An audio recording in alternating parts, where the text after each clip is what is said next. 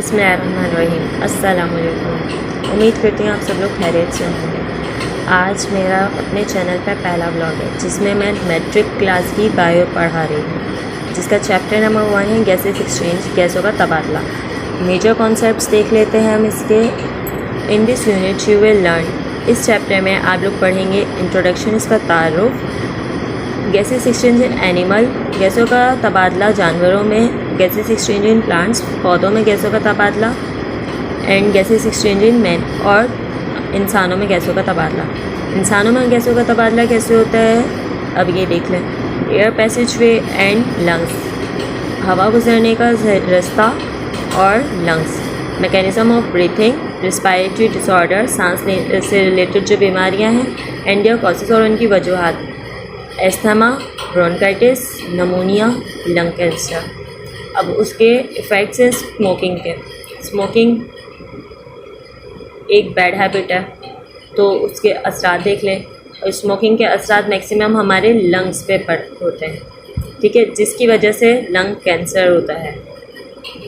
Now next is introduction.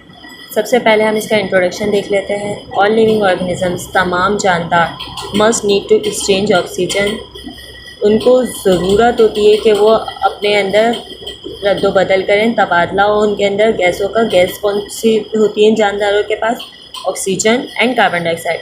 सो तमाम जानदारों को ज़रूरत होती है कि उनमें ऑक्सीजन का और कार्बन डाइऑक्साइड का गैसेस का तबादला हो उनके माहौल के हिसाब से, to carry out their vital functions such as respiration, ठीक है, ताकि वो उसमें अपने अहम फेल को काम कर सकें, जैसे कि रिस्पायरेशन में होता है।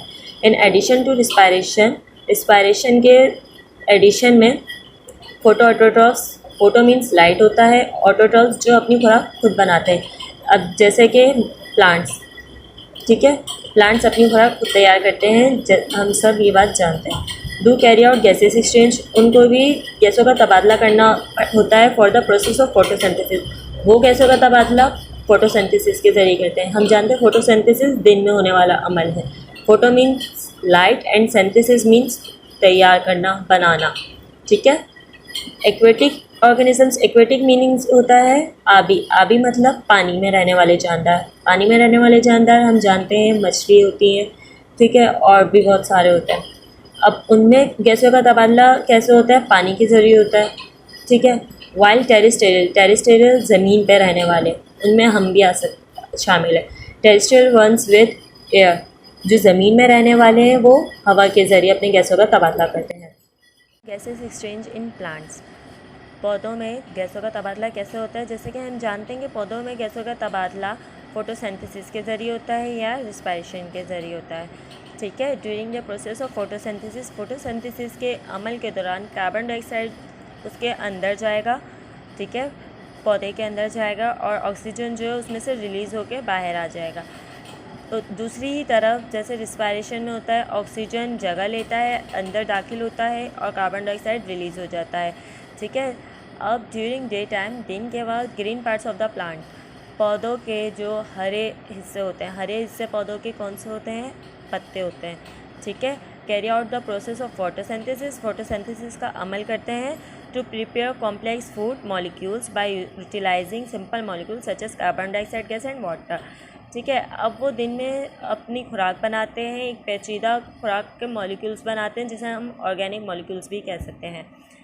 दैन वो खुराक, क्योंकि हम जानते हैं रात के टाइम फोटोसिंथेसिस नहीं हो सकती क्योंकि पौधों को लाइट नहीं मिल सकती, और हम ये बात भी जानते हैं कि वो अपने लिए रात भर की खुराक स्टोर कर लेती हैं। तो वो स्टोर कैसे करती हैं कि वो उसके इतने पेचीदा मॉलिक्यूल्स बनाती हैं कि वो कार्बन डाइऑक्साइड गैस और वाटर के ज़रिए कि वो उसको रात में डार्क टाइम में, यानी में डार्क टाइम जो उनकी फोटोसिंथेसिस कहलाती है, वो उसमें उसको यूज़ कर लेती हैं। ड्यूरिंग दिस प्रोसेस, इस अमल के दौरान carbon dioxide gas is take. Respiration on the other hand, दूसरी तरफ रिस्पायरेशन जो है वो तमाम जानदारों के जो सेल्स हैं उसमें जगह बना लेगा, उसमें एंटर हो जाएगा। इट इज़ द प्रोसेस, ये एक अमल है, in which food is oxidise, जिसमें खुराक बन जाती है, टू रिलीज़ एनर्जी, एनर्जी को रिलीज़ करके।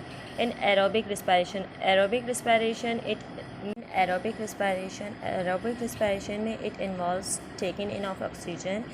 ये सांस लेने के यानी में जब हम सांस अंदर इनहेल करते हैं उसमें मौजूद होती है and given out of carbon dioxide, और कार्बन डाइऑक्साइड को बाहर यानी में जब हम उसे रिलीज़ करते हैं उसमें शामिल होती है। द प्रोसेस ऑफ एक्सचेंज, तबादले का जो अमल है, ऑफ गैसों के इन प्लांट्स, पौधों में, take place mainly through minutes opening. ठीक है, उसमें वो जगह लेता है किसके ज़रिए वो उसके अंदर जगह लेता है जिसे हम स्टोमेटा कहते हैं, और स्टोमेटा हमें मालूम है वो लीव्स के अंदर होता है। ठीक है, द रूट्स एंड स्टेम, अब जो तना है और जड़ें हैं वो अपने गैसों का तबादला रिस्पायरेशन के ज़रिए। कल तक के लिए अल्लाह हाफिज़। नेक्स्ट व्लॉग का वेट कीजिएगा। कल का हमारा टॉपिक है फोटोसिंथेसिस एंड रिस्पायरेशन। अल्लाह हाफिज़ एंड लाइक एंड सब्सक्राइब करना मत भूलिएगा। अपना बहुत सारा ख्याल रखिएगा, दुआओं में याद रखिएगा।